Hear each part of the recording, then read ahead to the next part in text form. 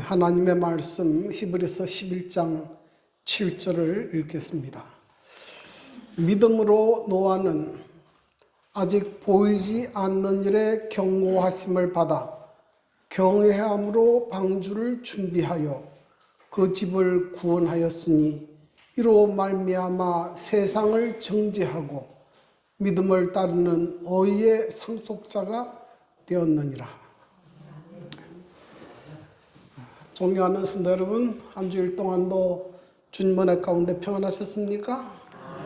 오늘 복되고 거룩한 안식일에 성도 여러분들을 뵙게 되고 또 하나님의 말씀으로 은혜를 나누게 된 것을 매우 기쁘게 생각합니다. 오늘 특별히 우리 강철 장로님, 서견지 집사님 오셔서 반갑습니다.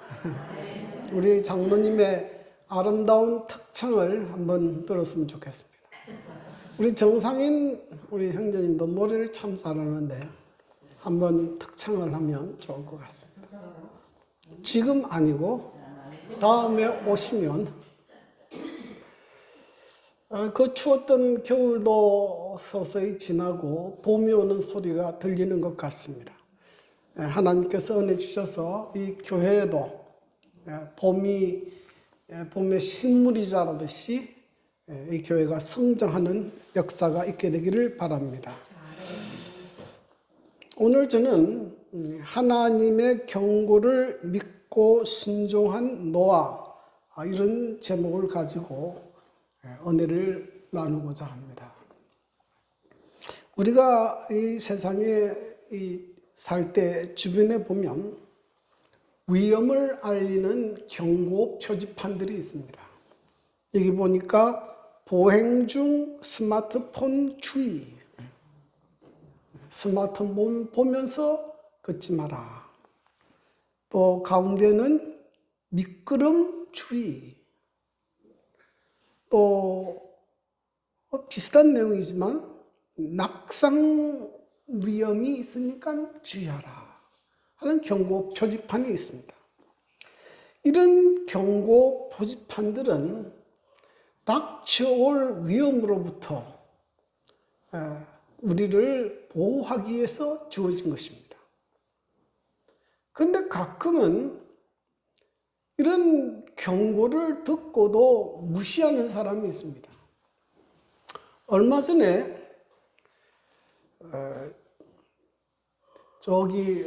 경기도 북부 지방에는 30cm 이상의 폭설이 내리고 영하 20도가 넘는 강추위가 몰아쳤습니다.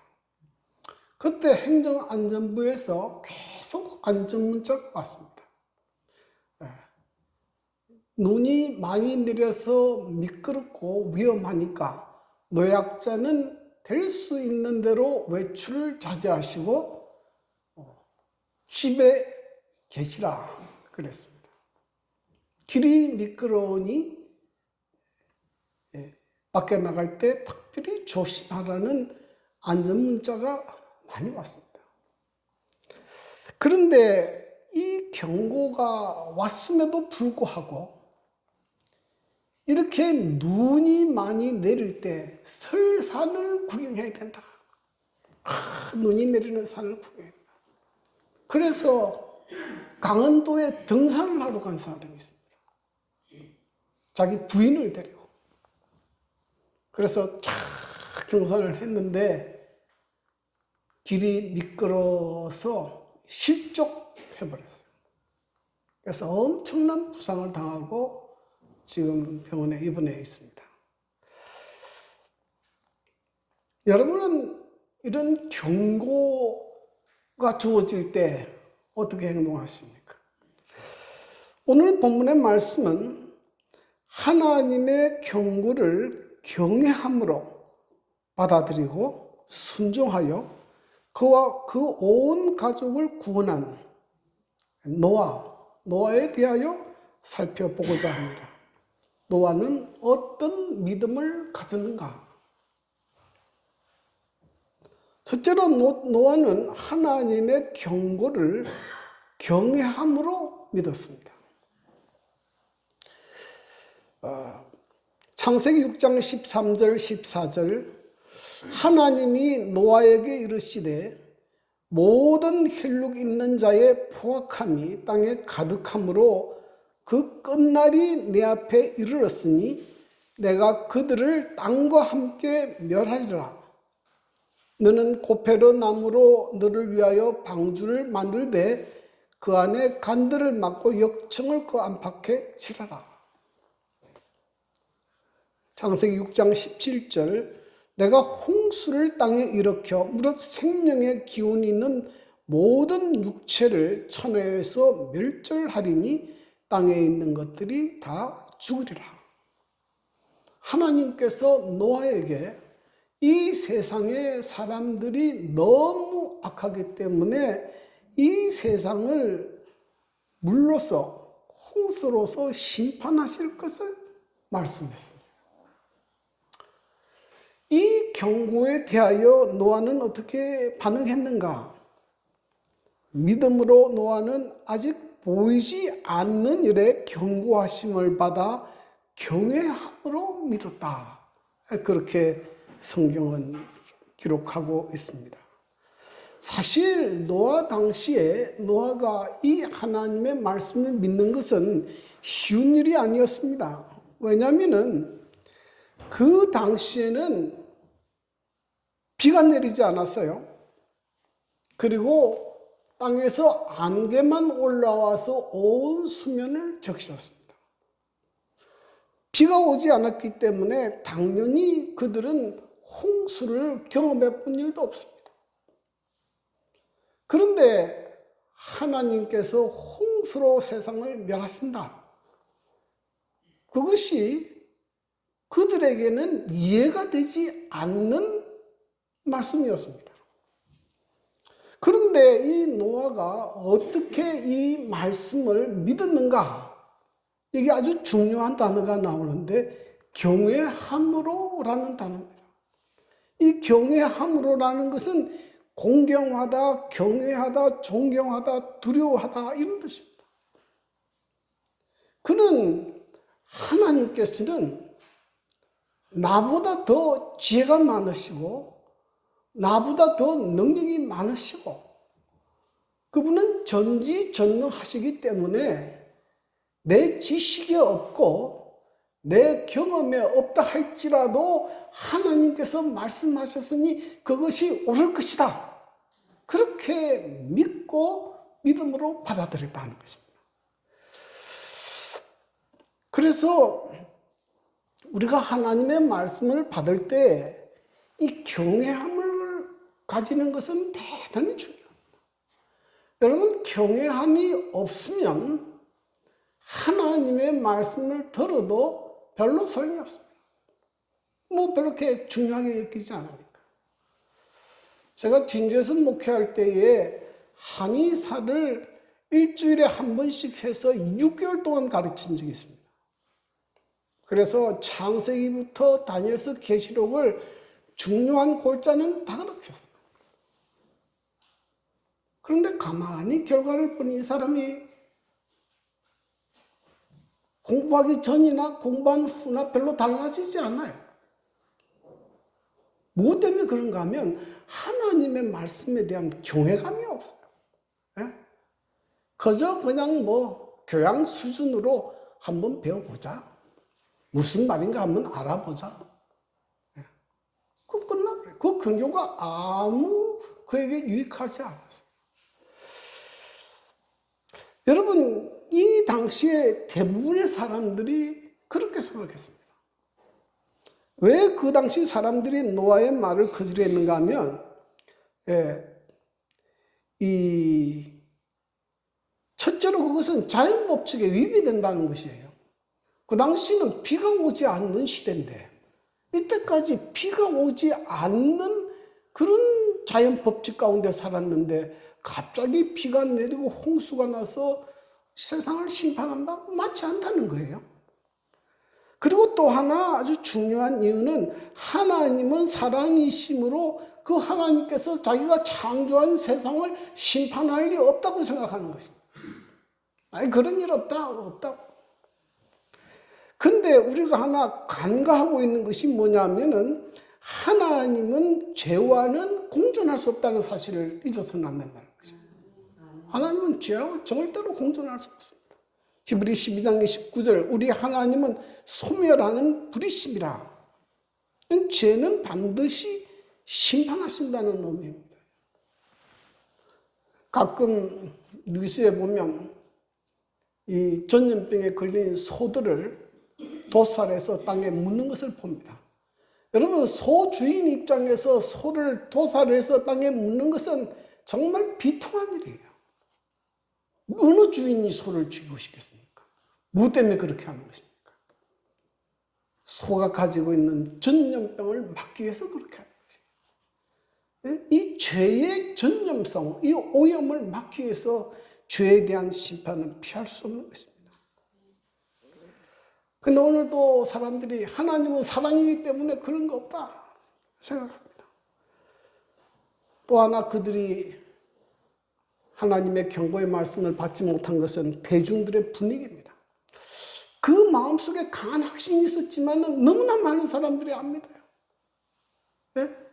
이 사람도 안 믿고 저 사람도 안 믿고. 그러니 내 마음에 그런 생각이 들었다가도 그런 일 없을 거야. 대중 분위기에 휩쓸려서 그 경고의 말씀을 거절해버렸어요. 그래서 많은 사람들이 이 홍수때 그물에 빠져서 죽는 그런 비극적 경험을 하게 된 것입니다. 그런데 성경은 우리에게 닥쳐올 또 하나의 심판에 대해서 이야기합니다. 베드로후서 3장 6절부터 7절에 보면 이런 말씀이 있습니다. 이로 말미암아 그때의 세상은 물이 넘침으로 멸망하였으되 이제 하늘과 땅은 그 동일한 말씀으로 불사르기 위하여 보호하신 바 되어 경건치 아니하는 사람들의 심판과 멸망의 날까지 보존하여 두신 것이라. 노아 때는 물로서 하나님께서 세상을 심판했지만은 이 역사의 마지막에는 무엇으로 심판하신다고요? 불로서 심판하십니다. 그런데 이것은 언제 이루어지는가? 그것은 예수님의 재림 때 이루어집니다. 베드로서 3장 10절 그러나 주의 날이 도둑같이 오리니 그날에는 하늘이 큰 소리로 떠나가고 물질이 뜨거운 불에 풀어지고 땅과 그 중에 있는 모든 일이 드러나리로다. 그래서 예수의 재림의 기별에 대하여 어떤 태도를 취하는가에 따라서 우리의 운명이 결정됩니다.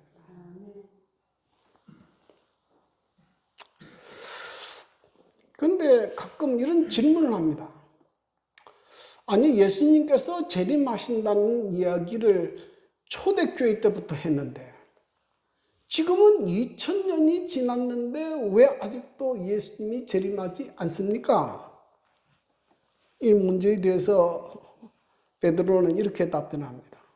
베드로서 3장 9절 10절 주의 약속은 어떤 이들이 더디다고 생각하는 것 같이 더딘 것이 아니라 오직 주께서는 너희를 대하여 오래 참으사 아무도 멸망하지 아니하고 다 회개하게 이르기를 원하시나니라. 왜 예수님께서 재림하지 않고 자꾸 지체하십니까? 이유가 무엇입니까? 여러분, 하나님은 한 사람도 멸망당하고 그렇게 되기를 원하지 않아요. 하나님은 정말로 모든 사람들이 회개하고 구원 얻기를 갈망하십니다. 하나님은 그래서 자꾸 기다리는 거예요. 여러분, 이런 기다림이 있기 때문에 많은 죄인들이 또 나 같은 사람도 회개하고 구원 얻게 되는 것입니다.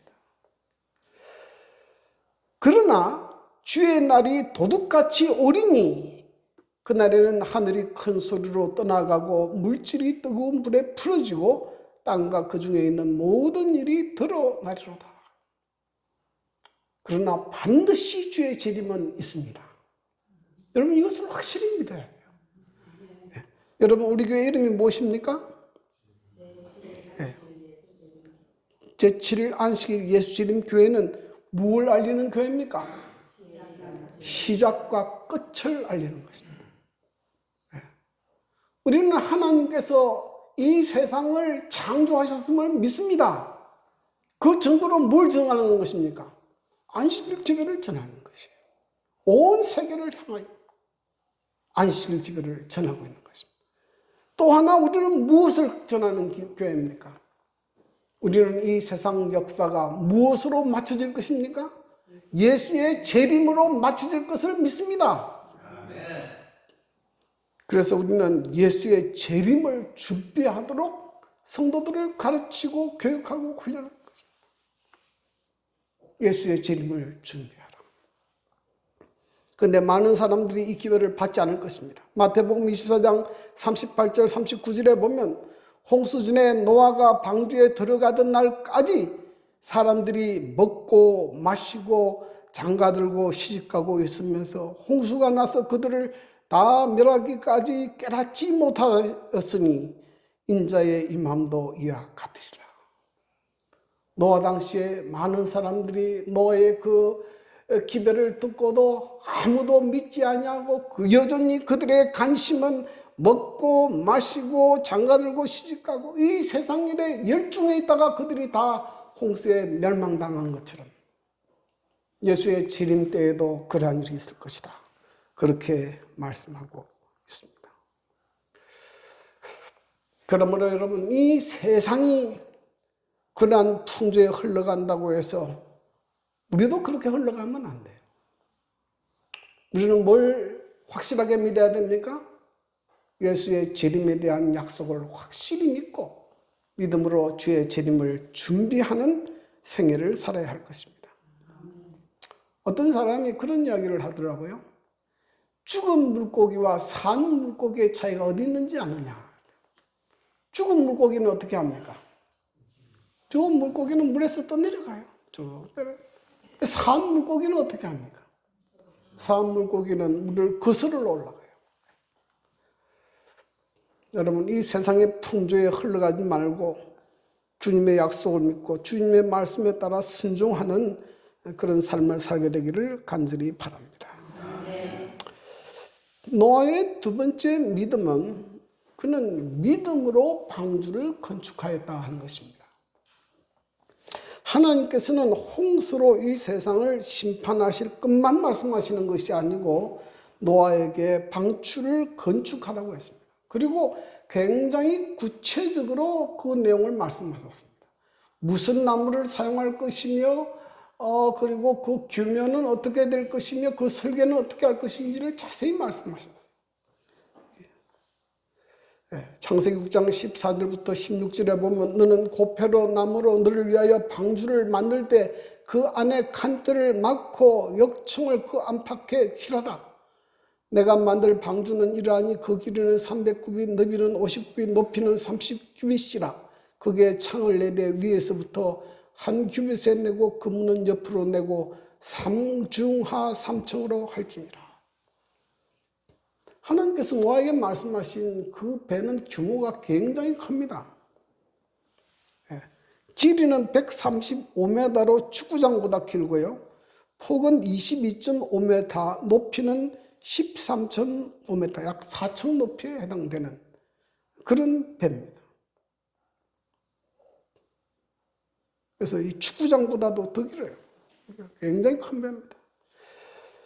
미국 켄터키주의 윌리엄스타운이라는 곳에 보면 실제로 기독교인들이 이 노아의 방주 실물 모델을 만들었어요. 그대로 만들었어요.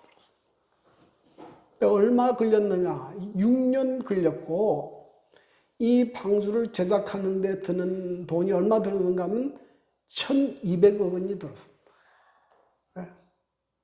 쉬운 거 아니에요. 노아가 이 방주를 건축하는 것은 정말로 쉬운 것이 아닙니다. 여러분 노아가 방주를 건축할 때 당하는 어려움은 첫째는 사람들의 비웃음과 조롱입니다. 왜냐하면 비가 오지 않는 시대에 홍수가 난다고 방주를 만드는 것도 사람들 입장에서는 이해가 안 되고, 그리고 배를 만들려면 어디다 만들어야 됩니까? 바닷가에다가 만들어야 되지 산 꼭대기에다가 배를 만든다고 하니 얼마나 희한한 일입니까?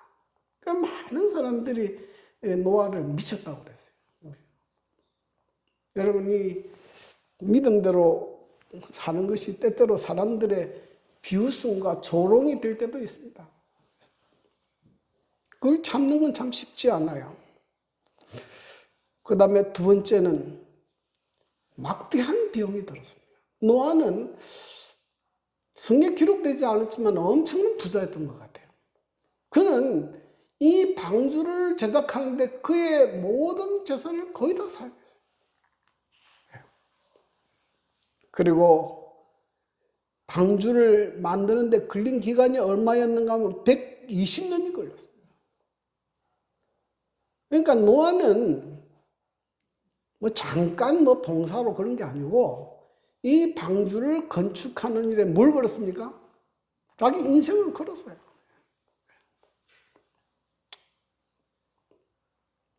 그래서 노아의 이런 행동들은 그가 하나님께서 물로서 세상을 심판한다는 말을 말로만 믿은 것이 아니고 뭐요? 실제적으로 믿었어요. 그것이 그의 행동을 통해서 나타났어요. 제가 영남 앞에 총무로 근무했을 때니까 꽤 오래전 일입니다. 그때 한 통의 전화를 받았습니다. 어떤 이 분이 김용호 목사님 누님이 어디 있는지를 아십니까? 그랬어요.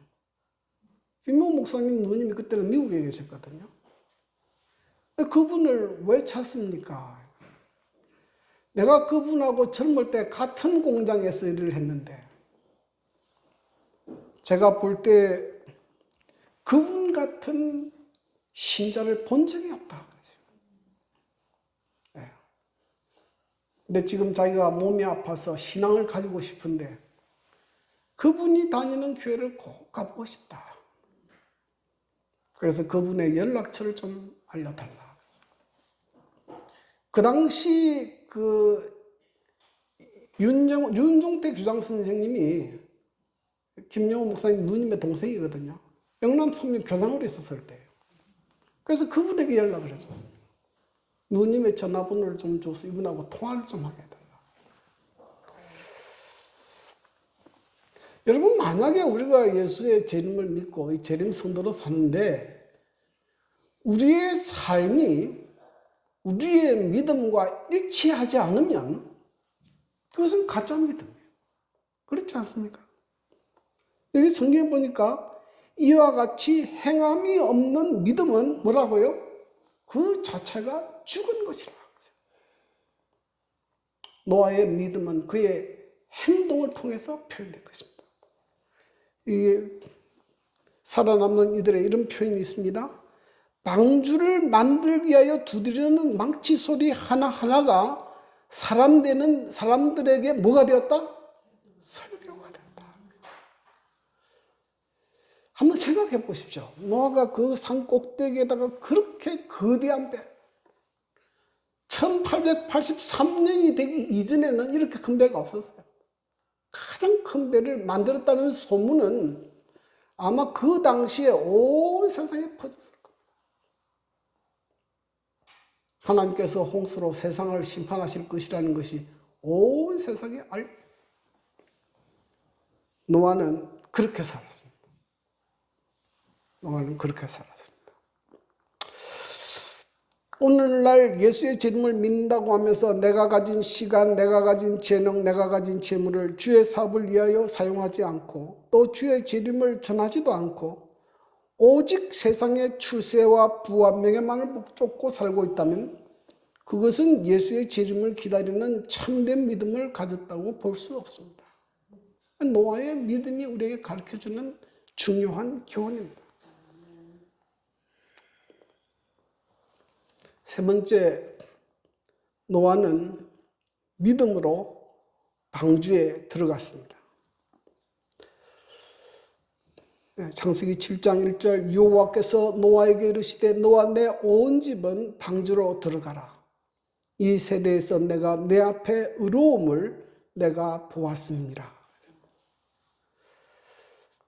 창세기 7장 7절 8절 노아는 아들들과 아내와 며느리들과 함께 홍수를 피하여 방주에 들어갔고 정결한 짐승과 부정한 짐승과 새와 땅에 기는 모든 것은 하나님이 노아에게 명하신 대로 암수 둘씩 노아에게 나와 방주로 들어갔으며.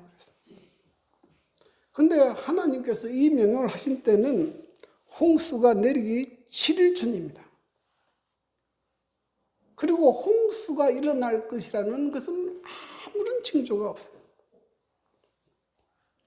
그런데 딱 하나 놀라운 일이 있었는데 그것은 뭐냐면 모든 동물들이 쌍쌍이 짝을 지어서 방주로 들어가는 것입니다. 이 그림이 있는데요. 여러분, 사람들이 이 광경을 보고 얼마나 놀랐겠습니까? 네?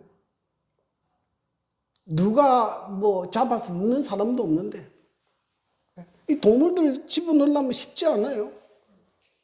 그런데 이 동물들이 그냥 이 부조화 선지에 보면 천사가 이 동물들을 이끌어서 이 방주에 질서 있게 이렇게 들어가게 했어요. 그 당시에 사람들이 그 광경을 보고 깊은 인상을 받았어요. 깜짝 놀랐습니다. 근데 얼마 있지 않아서 다 잊어버렸어요. 여러분, 요즘 사람들은 아무리 놀라운 일을 봐도요, 조금 있으면 다 잊어버려요. 다 잊어버려요.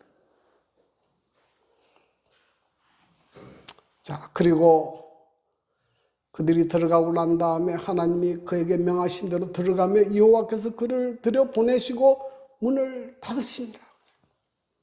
하나님의 천사가 이 문을 닫았습니다. 사람들은 이 광경을 별로 대수롭지 않게 생각했을 것입니다. 당시의 사람들은 그 광경을 보고도 대수롭지 않게 생각했을 것입니다. 여전히 다음날 아침에 동쪽에서 해가 떠오르고 세상은 아무 일도 없을 것처럼 보였습니다. 그러나 7일 후부터 비가 40주야를 내리고 이 땅에 있는 모든 생명체는 다 죽게 되었습니다. 성경은 창세기 7장 23절 지민의 모든 생물을 썰어버리시니 곧 사람과 가축과 기는 것과 공중의 새까지라. 이들은 땅에서 썰어버림을 당하였으되 오직 노아와 그와 함께 방주에 있던 자들만 남았더라. 여러분, 저는 이 그림을 보면서 참 많은 생각을 하는데요. 이 방주 밖에 있는 사람들, 방주 안에 들어가지 못한 사람들, 이때 그들이 얼마나 애타게 방주 안으로 들어가려고 문을 두드렸겠습니까?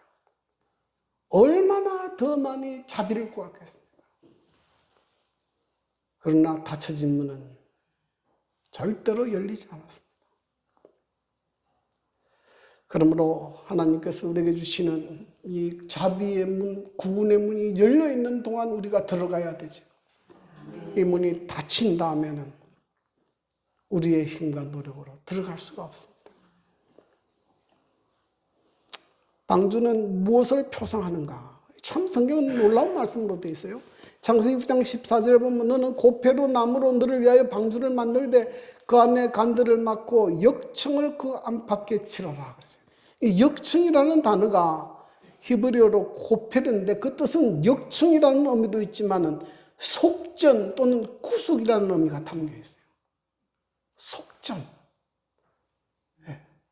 속죄의 피, 그런 뜻입니다. 그리고 치라라는 뜻은 카파라인데 이것은 덮다, 속죄하다는 의미가 있어요. 그러니까 이 방주는 뭐로 덮여 있었습니까? 하나님의 속죄의 피로 덮여 있는 거예요. 뭘 상징합니까? 유일한 구원의 문 되시는 예수 그리스도를 방주가 안전해서 안전한 것이 아니고 무엇이기 때문에 예수님의 십자가의 피가 발렸기 때문에 그 방주가 안전한 것이에요. 그러므로 여러분, 우리가 마지막 최후의 심판을 우리가 통과하려면 어디에 있어야 됩니까? 어디에 있어야 돼요? 예수님 안에 머물러 있어야 돼요. 가끔 예수님 안에 머물러 있다는 것이 뭡니까? 이렇게 질문하는 사람도 있어요. 성경은 아주 명백하게 이야기합니다. 요한복음 15장 10절, 내가 아버지의 계명을 지켜 그의 사랑 안에 거하는 것 같이 너희도 내 계명을 지키면 말이라 내 사랑 안에 거하리라. 예? 예수님의 안에 있다는 것은 이 하나님의 계명을 지키는 것이 그리스도 안에 있는 것입니다. 이 세상이 이렇게 악하고 무법한 것은 하나님의 계명을 분별하기 때문이기 때문에 예수를 믿는 사람은 하나님의 계명을 범하면 안 돼요.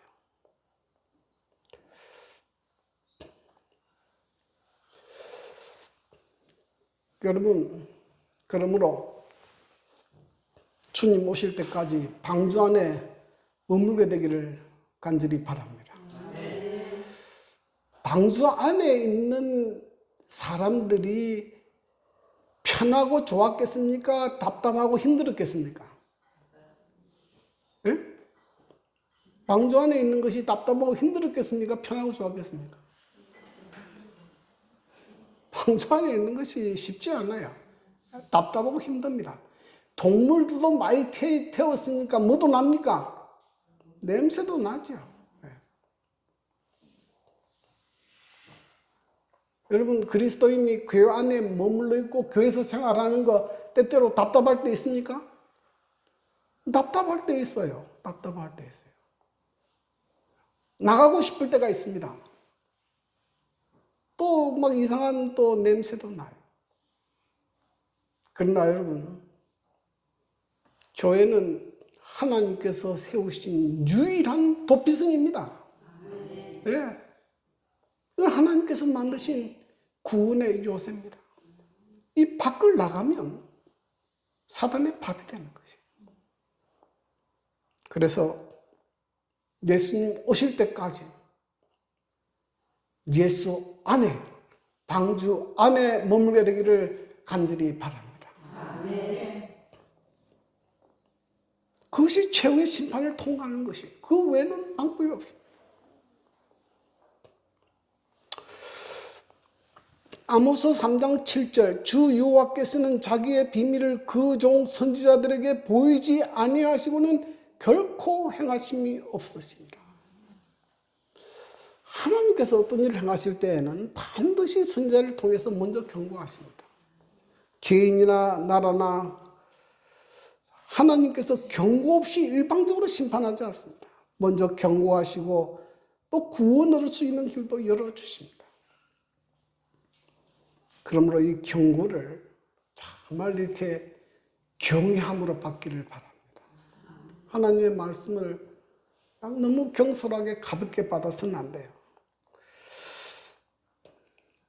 이 성경에 보면 하나님께서 소돔과 고모라를 멸망시킬 때에도 하나님께서 천사를 보냅니다. 일방적으로 하나님께서 유황불을 내리지 않았어요. 천사를 보내서 그 소돔성을 살펴왔어요. 그리고 롯의 집에 가서 그와 그 온 가족들을 나가라 그랬습니다. 천사는 그 롯에게 가서 당신들 사이에게도 일하라 그래, 이야기하라 그랬어요. 근데 여기 보니까 롯이 나가서 그 딸들과 결혼할 사이들에게 말하여 이르기를 여호와께서 이 성을 멸하실 터이니 너희는 일어나 이곳에서 떠나라 하되 그의 사이들은 뭐로 이겼더라? 농담으로 이겼습니다. 네. 하나님께서 그들이 소돔성을 나갈 때 절대로 뒤를 돌아보지 말라 그랬는데 롯의 아내는 뒤를 돌아보았으므로 뭐가 됐습니까? 송기둥이 됐습니다. 지금도 이 사회 지역을 지나가면 뭐 그것이 정확한지는 모르지만은 이 롯의 아내라고 하는 소금 기둥이 있어요. 이것은 우리에게 하나님의 말씀을 이렇게 경솔히 여기지 말라, 가볍게 여기지 말라는 경고의 말씀이에요. 오늘 또 하나님께서는 우리를 구원하시기 위해서 여러 가지 방법으로 경고의 기회를 주십니다. 개인적으로 기도할 때 내 주변에서 일어나는 사건들을 통해서, 천년계의 징조를 통해서 경고하십니다.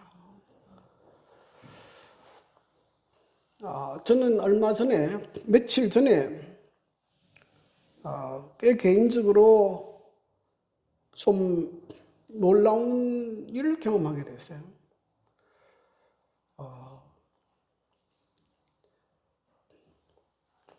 제가 그 부산중앙교회 전도사로 갔을 때에 담임 목사님으로 계셨던 목사님이 계셨는데, 그분은 늘 건강했습니다. 뭐 테니스 치러 일주일에 2번씩 나오고, 또 얼마 전에 같이 식사도 했어요. 근데 제가 이제 서울위생병원에 정기검진차 갔는데, 거기 사모님이 좀 아프다 그런 이야기를 들었거든요. 근데 2주 지났는데 부고가 떴습니다. 내가 너무 충격을 받고 놀랐어요. 그래서 어제 목요일에는 거기 문상을 하고 왔는데, 거기서 제가 하나 깨달은 것이 있습니다.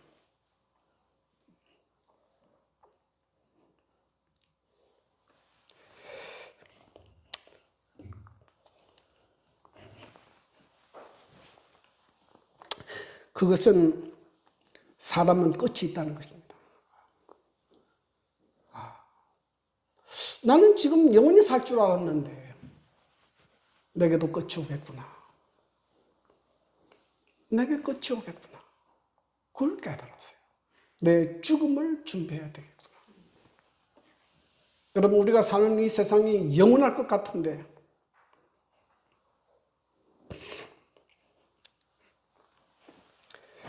그렇지 않습니다. 끝이 옵니다. 끝이 와요.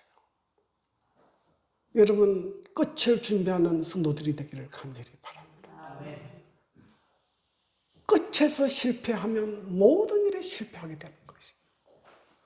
여러분, 끝에서 성공해야 합니다. 노아는 하나님의 경고의 기별을 경외함으로 반응했고, 그 믿음을 실천했고, 방주 안에 머물러 있으므로 그와 그 온 가정을 구원했습니다.